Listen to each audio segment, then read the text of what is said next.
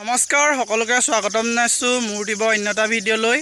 আজি হৈছে 5 জুন অৰ্থাৎ বিশ্বৰ পৰিৱেশ দিৱস আৰু আজিৰ দিনটোতেই পৃথিৱীৰ সকলো প্ৰান্ততে গছপুলি ৰোপণ কৰা হয় আৰু আমি কেইজনমান ভাইটিৰ লগত গছপুলি ৰোপণ কৰি আহিছোঁ।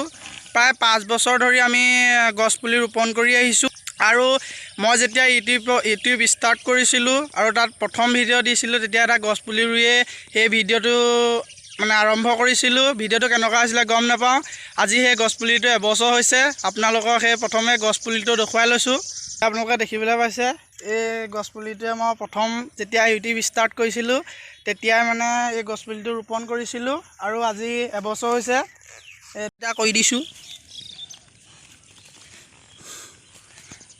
এই 4জন যুৱক মিলিয়ে আমাৰ ভাইটিহঁতৰ লগতেই আমি গছপুলি ৰোপণ কৰিছিলোঁ। লগত আপোনালোকক চিনাকি কৰি দিব বিচাৰিছোঁ। এয়া হৈছে প্ৰাণজিত, এইপিনে বিকাশ দত্ত আৰু এইপিনে মাধৱ বৰা।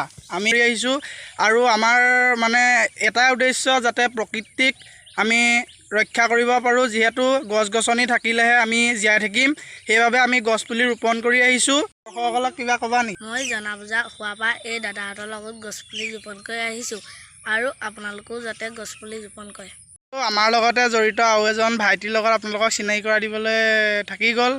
এইজন হৈছে শ্ৰী সন্তোষ দত্ত। আৰু তুমি আমাৰ দৰ্শকসকলক কিবা ক'বা? মই সন্তোষ দত্ত। আজি 5 জুন বিশ্ব পৰিৱেশ দিৱস। আজি আমি গছপুলি ৰুইছোঁ আৰু আপোনালোকেও গছপুলি ৰোপণ কৰে আৰু গছ থাকিলেহে মানুহ জীয়াই থাকিব। লগত গছপুলি ৰোপণ কৰিম। গছপুলি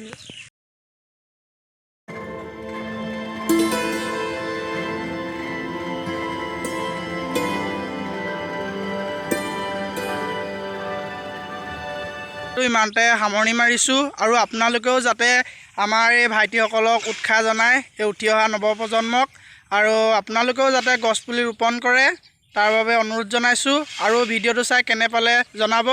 আকৌ পুনৰ এটা নতুন ভিডিঅ'তে লগ পাম।